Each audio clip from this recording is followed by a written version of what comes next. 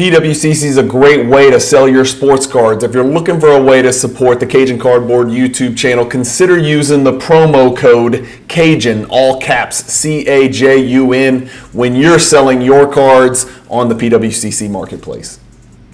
Hey guys, Brian with Cajun Cardboard coming at you from the great state of Louisiana, and today is going to be a little year in review video. It's December 27th. I'm going to publish this on December 27th, so kind of just taking this is a non-nerdy, non-hyper detailed look at what the hell's happened with basketball cards over the last year. We're going to flip through some of the card ladder indexes, which I always find fascinating. I've been too distracted lately with the cross-country collection. Haven't really dived into the numbers, into the minutia, into the numbers recently as far as indexes and cards and what's up, what's hot, what's cold. Those are fun things to look at, as long as you keep it all in perspective, obviously. My take on the matter, and there's been there's a few guys that like to do top 5 lists and top 5 hottest cards that have been much maligned in the hobby, and rightfully so. But I make it very clear, usually when I'm talking about the hottest cards, we're looking at it, retrospectively. The worst thing to do is to go buy the hottest card over the last 6 months, because it's tried and true and tested that that's probably not going to be your best price point if that's a card you want to put into your collection. Whether you're a collector or an investor, you don't ever want to buy anything at the peak or at the perceived most recent peak. I'm sort of the guy that uses the card ladder indexes to go dive into the cards, find the cards that I care the most about that are down the most over the last 6 months, maybe to a year, and then start to pick up some low-hanging fruit. And so that's just my kind of general take on it. So please don't take any of the stuff that I look at today or that I talk about today as go buy this or go sell this or any of that. It's none of that. I just want to take a real macro view of what's going on. So first thing I wanted to do is I've got the card ladder indexes pulled up. These are the general indexes. You can see they've got Star Wars, hockey, culture, mid pop, high pop cards, card ladder 50, basketball. We're going to talk about basketball. Basketball is down 28.5% over the last year. If you asked me to guess, I hadn't looked at this in probably damn near a year. If you asked me to guess, I would have said basketball was down maybe 50%. Because we've seen some guys like LeBron's down, some cards are down 85, 90, over 90%. Some Luka Doncic cards are down 75, 85%. I mean, these are bangers, right? These are the guys that are doing their thing. These are guys that are going to be lasting. These are guys that are going to be collected probably forever, certainly in LeBron's case.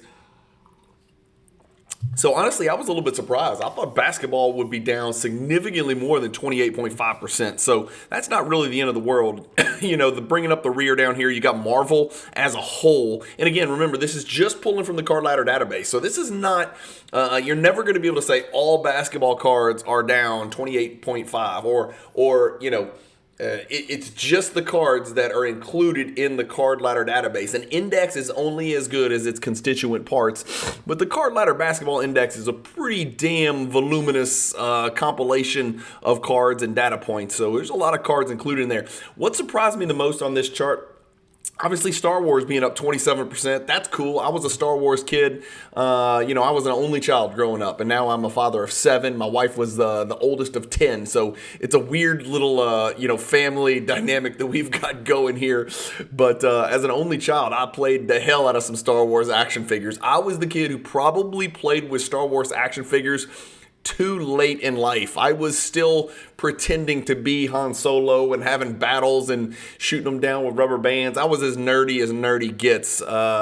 When it comes to that stuff, but I was probably playing with those things a little bit too late in life, probably until I was about 17. No, I'm just kidding. Until I was about 9, I was playing with action figures, and then I got down here to Louisiana. We moved down here in 1983 when I was 9 years old, and I was still playing with Star Wars figures, and all the people down here were like, dude, what's your problem? We're shooting deer and skinning alligators and catching Nutra rats and shit like that, and you're playing with action figures. And I was like, oh shit, I'm a little boy. I better grow up and learn to be a man really quick down here with these Cajun boys.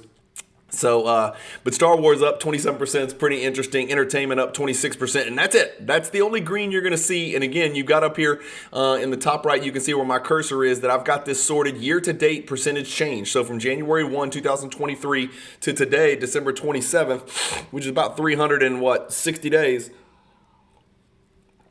Only entertainment and Star Wars are up as far as the card ladder indexes are concerned. It is really surprising to me that high pop is up 11.5%. If we click high pop, the definition of that on the card ladder indexes is cards whose pop count is 200 and greater. So 200 and above is considered high pop. That's something to keep in perspective. If you'd have asked me to guess what high pop is, I would have said 1,000 or more cards.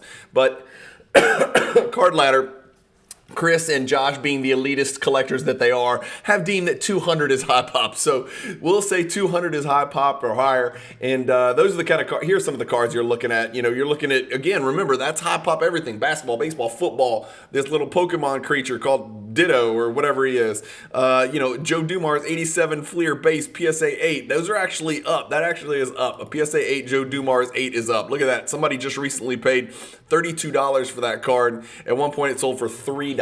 So set collecting, this won't be the last time I say this, set collecting is alive and well. But so high pop is probably performing better than expected. The card ladder 50, which got destroyed when we had the massive reset after 2021. I think the card ladder 50 got hit just about as hard as anything because those were considered kind of the flagship, kind of the go-to cards, for all of the greatest rookies of all, like all the great rookie cards of all time. Basketball specifically, you're talking about the Kareem rookies, the Wilts, the Bill Russells, the Dr. J's, stuff like that, the Jordan Fleer, all that stuff, and that stuff got crushed. But basketball down only 28.5%. That's not too bad. Tennis, MMA, Marvel, soccer, football, wrestling, there's a lot of conjecture out there about there are no real MMA collectors. There are no real UFC and tennis and golf collectors. And there are no real Marvel collectors. It was a fad. It was a get-rich-quick scheme. And there was a lot of people doing that. But I do believe there are collectors out there in each of those segments. And, those people who are true collectors in those segments are probably basking in the glory of buying whatever the hell they want right now for, 1/5 of the price that it was about a year ago. So, the Marvel PMG craze that took over the world, some of that shit was crazy, y'all. Absolutely bananas. Go back and check it out if you don't know what I'm talking about. What's the SX 500? I don't even know what SX 100. I don't even know what that means. What's in the SX 100? I don't know. I don't know what any of that stuff means. Seems like they should define that one. Anyway, all right, so that's the year-to-date change, right? That's the kind of the macro. We want to look at that. Here's why I don't want you to stand on the ledge and jump off the bridge, because basketball being down 28.5%. If we look at the same index for basketball over the last 5 years, where is it? Up 288%. So it's only come back about 10%. And that's with the 28% included in the 5-year percentage change, right? So basketball cards are actually up 288%. And all you tennis people who have seen your cards fall, deleteriously to the tune of 43% just this year, tennis cards are up 1,847% over the last 5 years. That's, 18x. That's a crazy number. That's $1,000 card is now $18,000. And that's with a 40-something plus percent drop this year. So it's really important to keep it all in perspective. This is cards over the last 5 years. I think MMA might be messed up. Something might be wrong on that index because that doesn't seem right. But if you look at basketball, you know why? Because it probably doesn't go back 5 years. That's probably why. If we click that chart, it won't go back 5 years. They didn't have that index. But basketball is up 288% over the last 5 years. That's a great return. If you had 288% return on any other alternative investment or any conventional, traditional investment, you'd be pretty freaking happy and sitting pretty happy. So just important to keep that in mind. I know it's very hard because we're creatures of the moment. We are hyper-focused on the here and the now, and we are held captive by the immediacy of what's going on around us. When cards have gone down 50%, we think the sky is falling. Just like in 2020 and 2021, when we were printing money, right? We were buying raw cards for $4. We were grading them with PSA for $8 or $12. We were selling them for $180, right? It's like 30 extra money or 20 extra money, some stupid number like like that. And we were doing it at scale, and we were printing money, and I made shit tons of money during about a 3-year period. And other people were making shit tons of money, like doing it on a much higher level, right? And so, it's easy to get caught in the moment. I just want everybody to take a deep breath and relax. If you're a true collector, if you're going to stick around this thing for a while, and I've been back in, again, I'm not the be all end all. I'm certainly not the oracle when it comes to the hobby, but, I collected for about 11 years as a kid, then got out. Then collected for about 7 years from 1997-ish until about 2004, and then got back in around 2015-16. So I've been in for damn near pushing a decade now. So I've been in for about 9 more years. I was here pre-boom, pre-pandemic boom, pre-second pandemic boom. I'm here during the crash. I'm making more videos and having more fun during this period where we've seen our cards going down 28.5%. I've had more fun this year than I've ever had in my entire life doing this, collecting, making content, talking about it, meeting people, going to nationals, all of the above, right? The cross-country collection, all that stuff, researching, educating, understanding, set collecting. I'm having a blast during this time when cards are coming down. If you guys can just ride the storm out, and again, I'm always being accused of being a positivity pumper, but think about how great the hobby is going to feel just when cards start to tick up. Just to get back to that stage where you can actually buy cards with the expectations that they may actually rise over the next 6 to 12 months. Based on your player's performance, or based on your player's notoriety, or based on your player's accomplishments and accolades. And I'm not talking about just basketball, but all sports, right? I want to get back to that era where it was like we were on steroids. So it was too hyper-focused on performance. You'd buy an NFL quarterback in week 1. He'd throw 3 touchdowns 2 weeks in a row. His cards would go up 30x. No bullshit. That's not organic. That's not appropriate. That's not okay. That's not sustainable. That's not going to be good in the long run. That's not what I'm yearning for. That's not what I'm asking to bring back to the hobby, right? That's just flippers, and that's just silliness, and it's just mania. That's not what we're looking for. But what we are looking for is if you buy I'm throwing a random name out there, Jason Tatum. Let's say you're buying a Jason Tatum silver rookie card, and I have no idea what that card's worth. Let's say it's worth $600 right now. I have no clue. It could be worth $2,000. I have no idea. So let's say it's worth $600 or $800. Let's say you buy it for $800.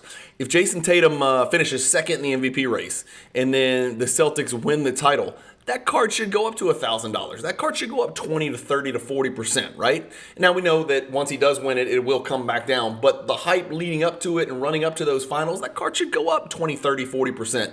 That's what I want to see in the hobby. I want to see players who find success on the court, or maybe even gaining endorsement deals off the court and becoming more popular in culture and in social media. I want their cards to start to run up. And players who do stupid shit like John Morant or Zion Williamson or Kevin Porter, trust me, I got caught holding the bag on Kevin Porter as bad as anybody. I think their cards should drop. Anyway, I'm getting sidetracked. So that's what basketball looks like over 5 years. So 1 year bad, 28% down, that's fine. But if you keep it in perspective, look at 5 years. It's up 288%. Even if we have another year where they go down again 25%, it ain't the end of the world. So it's not something that I want you guys to kind of hyper react to or overreact to. So what are some of the cards that are in here? Let's look at the good and the bad. Let's look at the bad first.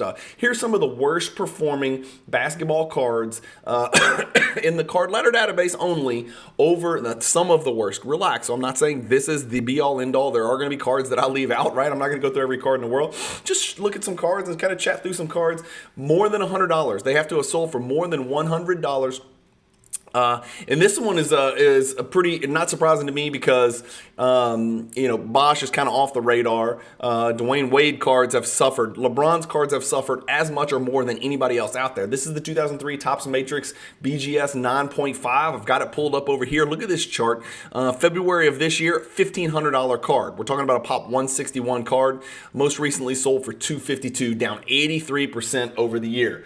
I'm trying to find cards with a little bit of data points. Here we go. Prism Prism Silver Kemba Walker. That's a PSA 10. 2012 Prism Silvers are rare, rare, rare, rare, rare. It's a great set, especially the silvers are super rare. Silvers and greens and golds, crazy rare. We know the golds are numbered to 10, but that's a pop 28 card. Look at this crazy chart. Somebody said, no way, I'm going to grab one. $550. That's a card that was $500 in February, most recently sold for $93. That's a silver Kemba Walker. And by the way, how quickly did Kemba Walker go from a fringe all-star franchise type player to just, where the fuck is this guy? I have no idea where this guy is. Like, he was a really good basketball player, and he's just completely, absolutely, completely off the map. I guess he's not even in the NBA. I haven't heard the guy's name or seen him in probably 2 full years. I know his back got injured, and then he bounced to a bunch of teams, and I guess he just couldn't get healthy.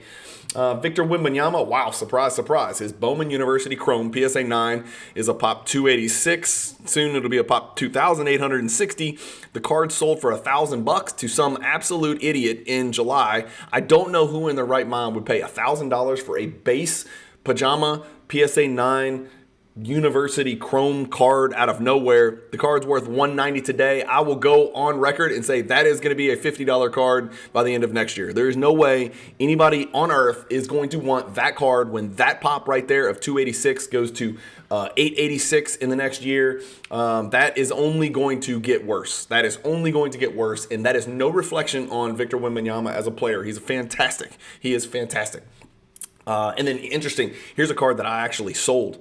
Giannis 2013 Prism Rookie Autograph. That's a pop 95 card. So that card has suffered massively. You know, $5,000, $6,000 card at the beginning of the year. Most recently, someone stole it for $37.05. That's probably still a little bit too low, but you're talking about one of the generational players. I mean, 2-time MVP, Defensive Player of the Year. He's got a title. He's pushing for more.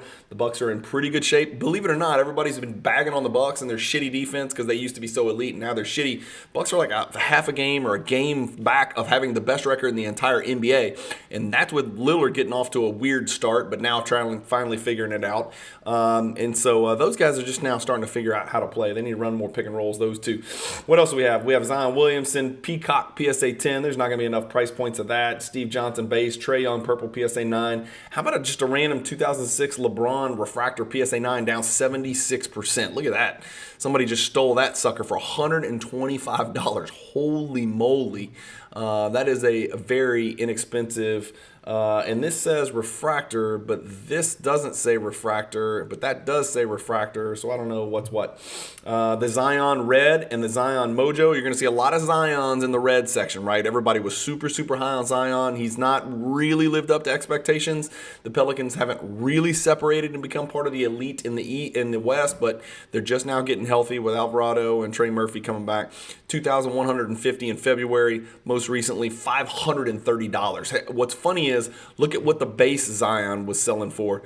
Look at what the base PSA 10 Zion was selling for a couple of years ago. Watch this.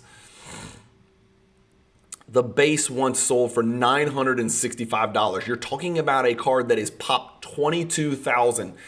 Stay with me here. The card's been graded almost 57,000 times.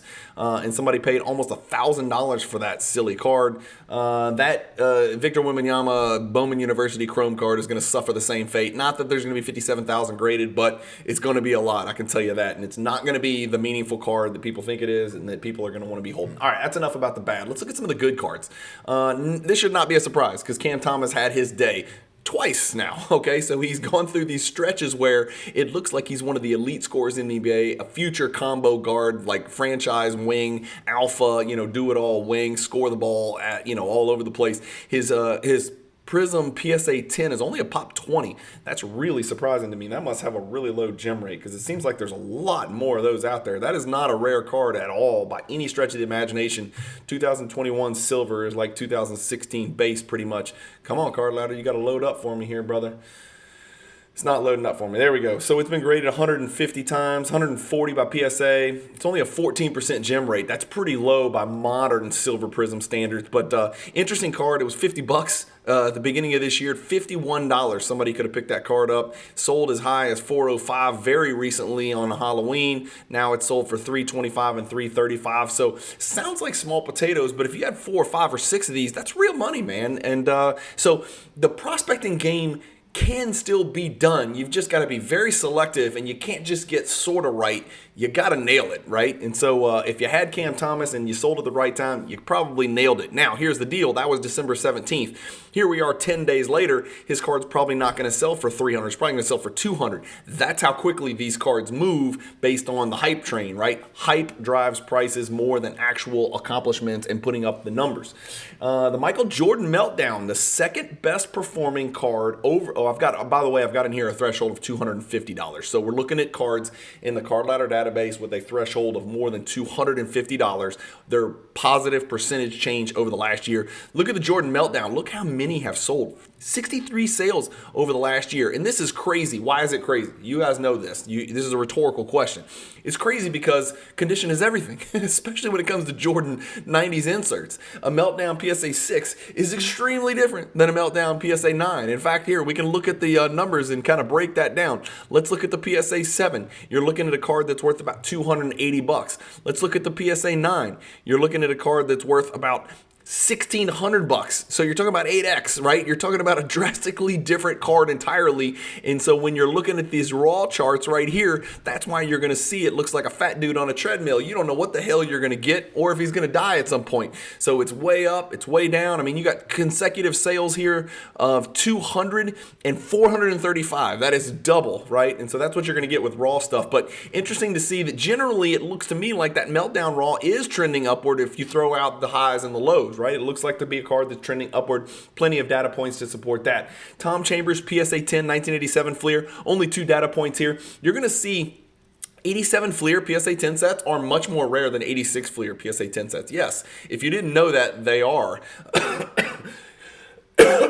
Does it have the same constituent parts as the 86 Fleer? Absolutely not. It doesn't hold a candle to it, but set collecting is alive and well. That's the second time I've said it, and that's proof right there. The third time to prove it is this. This purchase right here, this Joe Smith, it was a $30 card in June. It sold for $180. That's not a Joe Smith super collector. That's a Hot Shot set collector. That is a set collector from the 90s, right? Just like people collect 70s baseball sets and 52 tops and 86 Fleer. They collect 1990s basketball insert sets. Yes, that is a fact, and I'm telling you that's going to get bigger over the coming years. It just is. As people dive into their PCs and they collect their Jordans and their Kobes and their Tim Duncans and their KGs and their Grant Hills and their Penny Hardaways, people are going to start to just kind of matriculate to the sets. You know why? Because it's fun to post a picture of a completed set on Instagram, and it gets oohs and ahs, and it feels good,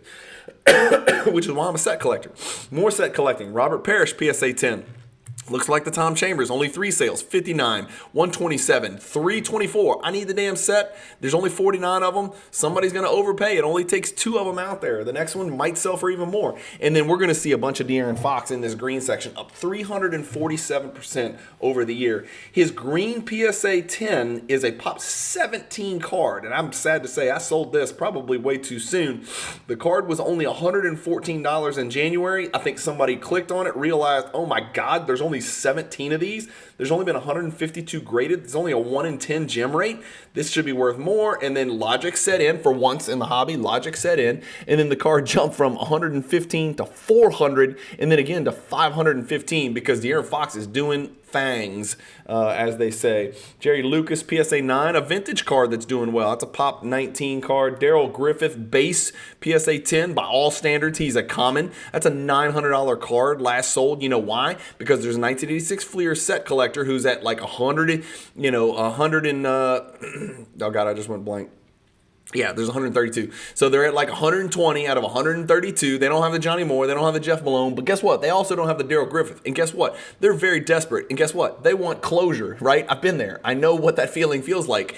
And if a card shows up that you almost never see, right? This card sold how many times over the last year? 18 times. Somebody's like, I'm just sick of waiting on the card. It's sold as high as $5.99. What's an extra $300 if I'm going to hold the set forever? And then they click the buy it now button. And boom, there you go. That's how you get a $900 sale of a Daryl Darrell Griffith, Dr. Duncanstein card. Now, again, to be fair, it does have the great Kareem Abdul-Jabbar in the background.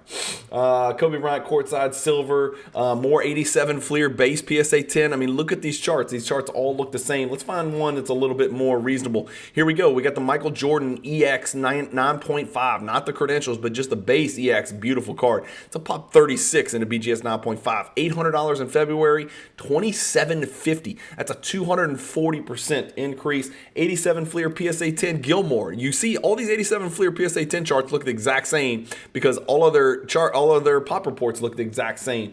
More De'Aaron Fox, a raw Slam Cam MJ sold a few times here. Most recently, probably a really clean copy came across. The silky smooth Jordan.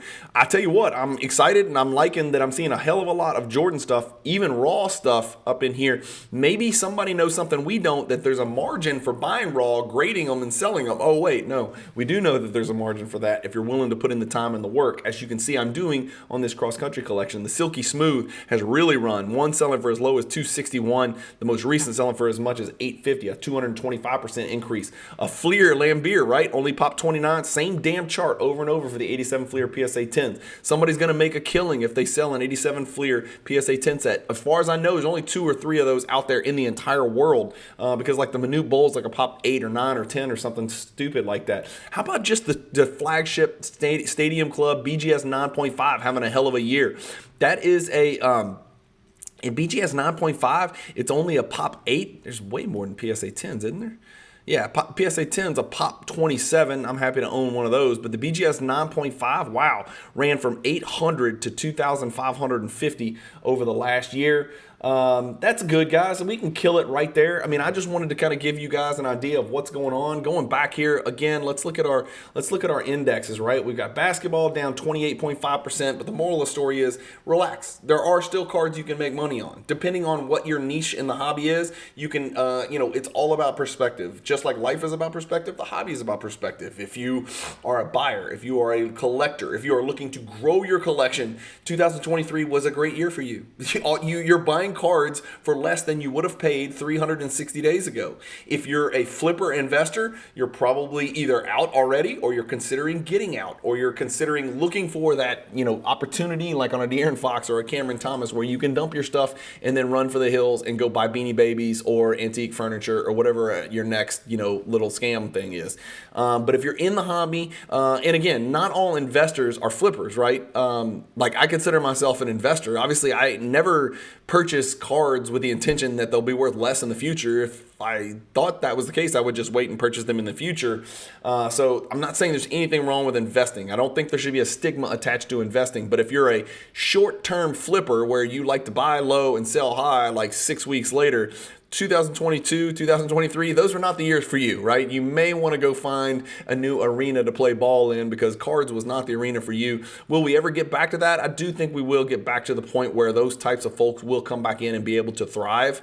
But as the hobby gets more educated, I don't think people hit the panic FOMO button like they did in 2020 and 2021 where, like I said, if somebody goes off for 4 30-point, like when Kobe White goes off for 5 30-point games, I don't think people are paying quadruple for his cards, 2 weeks later like they would have in 2020 or 2021 because you can't exit at scale the same way that you could back then. There's just a lot of things that have changed about the hobby, but I think they've changed to the better. I think this was a reset that needed to be hit. I suspect that 2024, this is just me with absolutely no credentials and no substantiating facts. Just my gut feeling is that next year we're going to see a lot of red again, but I don't think we're going to see red to the same extent. And so, if you're looking at these indexes, all but 2 indexes are in the red. You might see all the indexes in the red again next year, but I don't think you're going to see basketball down 28.5%. I think most of the damage has been done. I think these downward trends on these graphs, these down into the right trends, I think they're going to start to flatten out a little bit. I think we've seen a little bit of that already in a lot of the basketball cards that that you guys are familiar with. So that's kind of my general consensus. Again, not a lot of detail here, just me rambling on. I haven't looked at prices or indexes in so long. I was just curious what was going on. I figure I might as well hit record and do it. Hopefully you guys had a fantastic Christmas. I do have a ton of cards for sale from the cross country collection. I'm considering just doing a video, maybe putting some nice beats on in the background and just showing cards with a price tag on them and just going from one card to the next, because I've got 1,200 cards at PSA still coming back. I've got about 100 over here in inventory, about 85 in inventory as they continue to sell. And I've got a buyer's list put together, so I'm selling these cross-country collection cards as they come back from PSA, because if I'm not adding a Jordan into my PC, then everything else is for sale, right? And so I've got a lot of cards for sale. I can't have this inventory build up. I'm below comps. I am selling these cards for below comps. Anybody who's bought from me knows I'm selling these cards for below comps because I'm trying to move these cards quicker.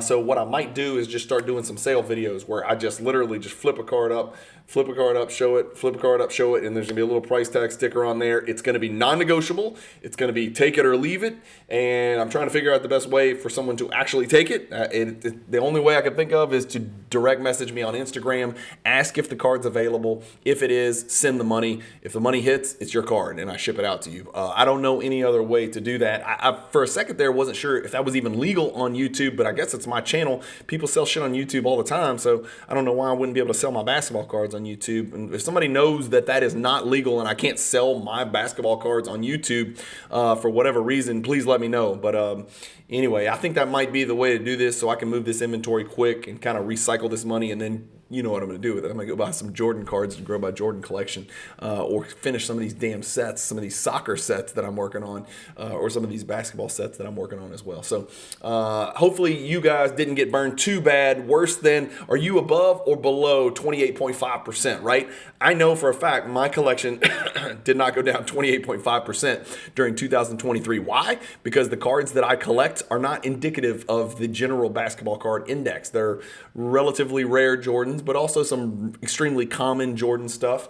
The cards that I'm buying, I wish there was a 90s basketball index. That would be kind of cool. It's actually not a bad idea. I might message Josh and Chris. It shouldn't take too much cajoling to get Chris to agree to do a 90s basketball index, but you don't want paralysis by analysis and you don't want too many indexes. So anyway, thank you guys for watching. Let me know how your 2023 went. Let me know what you think. Are you optimistic or pessimistic about 2024? What did I leave out? What were some of the things that are super surprising about 2023? What surprised you about 2023? What is it? What's a hot take that you've got about 2024 that maybe I haven't thought of? Again, I'm just kind of staying in my lane, just kind of matriculating and cruising on down at a nice moderate rate of speed, just buying the types of cards that I know and love that I plan to hang on to for Cajun eternity. So a lot of this stuff doesn't matter as much to me, but I know it does to a lot of you guys. So I'll start doing a little bit more of these index videos, these analysis videos, these investor type videos, just so we break it up a little bit on the channel and we've got some spontaneity. Anyway, thank you guys for watching. Keep collecting, stay positive in the hobby, and peace.